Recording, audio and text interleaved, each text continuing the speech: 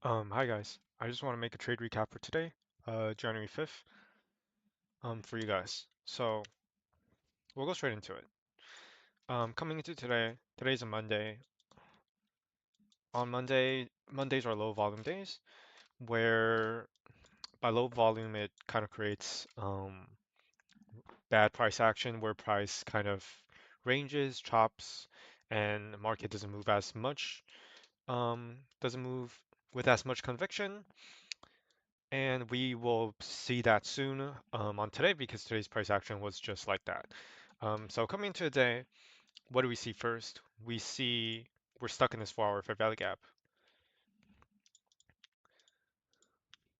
We're stuck in this 4-hour fair value gap. And when that happens, especially on a Monday for me, I kind of think and expect that what we're going to do is pretty much just chop in this fair value gap. We're not going to, actually move a direction. We're not going to hit this like this draw on liquidity that I have set.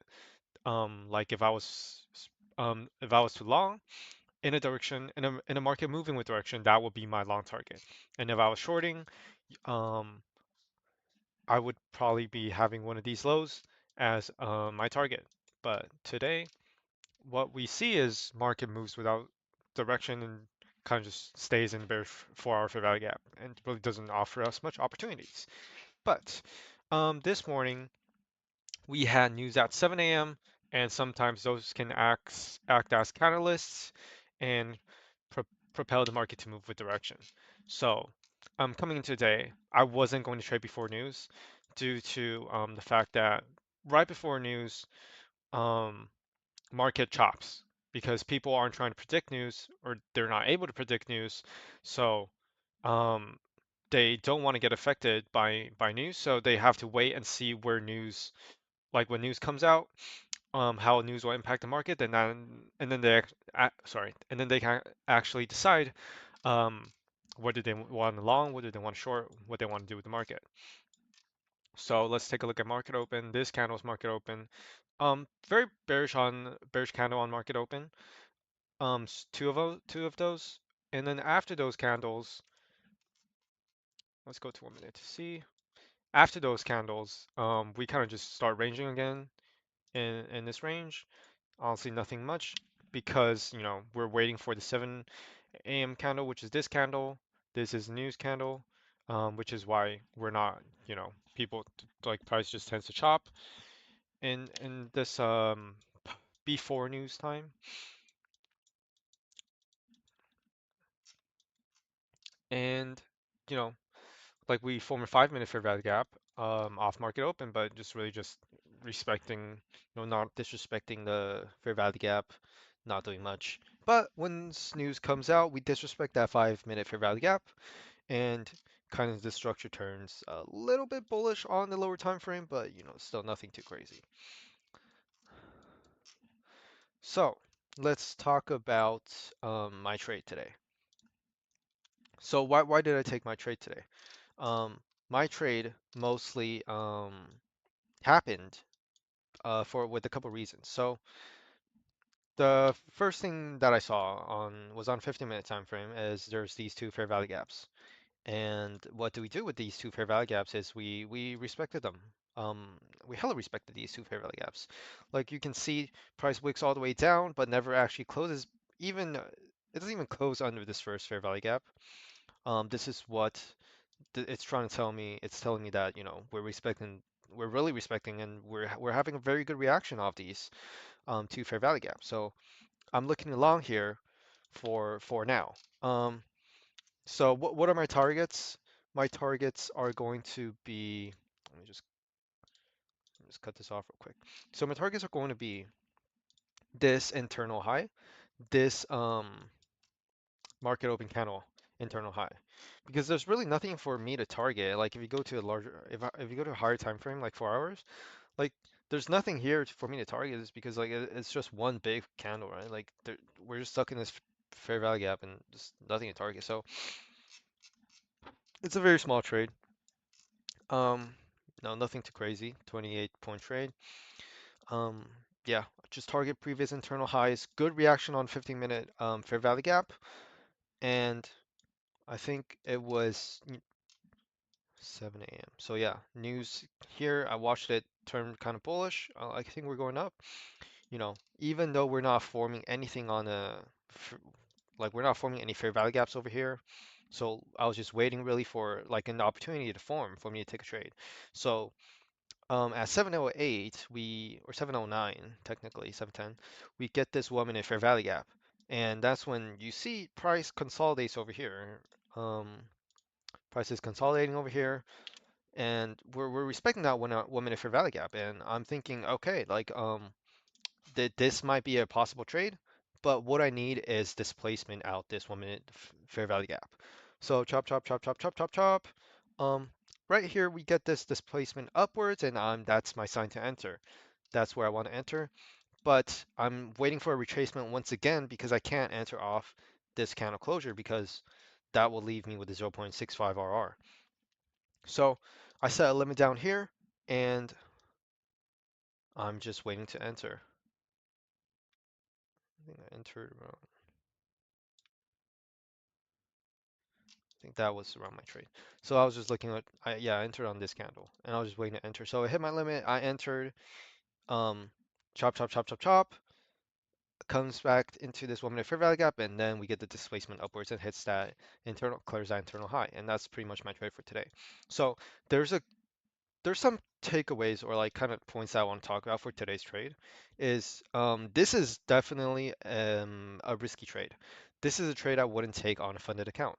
I'm taking this trade mainly because I'm currently on an evaluation account, and on evaluation accounts, I like to risk more, be more aggressive, which is why I took this trade.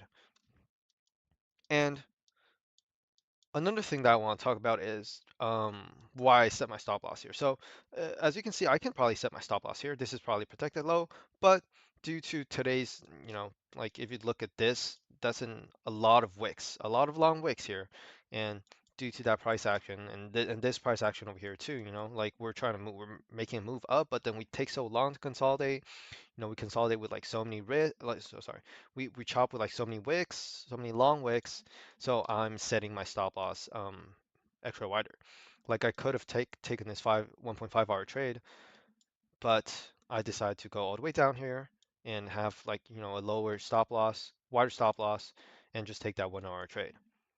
So that's one thing I did. And the other thing I did is I didn't set my stop loss to break even. So normally on my trade, I will probably set my stop loss to break even over here. Like once this candle closes, I would probably move my stop loss to break even. But that's something I didn't do today. Also due to the choppiness and the ranging, the wicks of the candles. I chose to hold this trade for just throughout the whole trade. I didn't like move to stop loss break even over here, and because I would have got kicked out, right? Like as you can see. But one thing to note is once this candle closes over here, I did move my stop loss to break even because it's like way too close. It's like 5 points ish away from TP. Like I'm not risking having it all go all the way back down. Like I'm not gonna risk that, and logically it shouldn't do that either. With this strong of displacement, it should just take that high. Um, so yeah, that's the key points that I want to talk about that I think are the main takeaways for today. Another thing I want to talk about is if you just take a look at these wicks, all of these wicks, and just how market takes so long to consolidate. You can kind of tell today is a day with bad price action, and today is a day that you commonly would probably want to avoid trading. Like if you just take a look at the 5 minute time frame, look at these wicks, like they go crazy. And yeah, like we tapped into this 1 minute fair value gap. Like I don't even know. Like we spent so much time in here before it actually displaces. This is how you can tell that today's day with bad price action. And um, you know, especially when I'm longing, like there's more to this trade actually, because I'm longing in not so good of a condition. Like if we take a look, okay?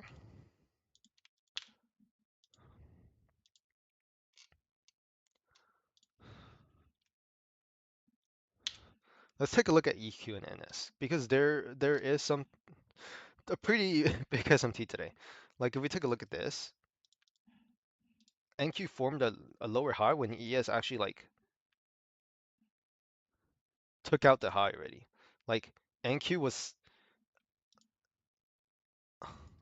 NQ was pretty far from. There's a pretty big difference between NQ and ES today. It took out this ES took out this high, took out this high as well. You know, it took out this high as well. While NQ is still stuck in this 4 hour Fair Valley gap. Like this so with this SMT you would be really careful with whether you actually want to short on NQ or not. Um,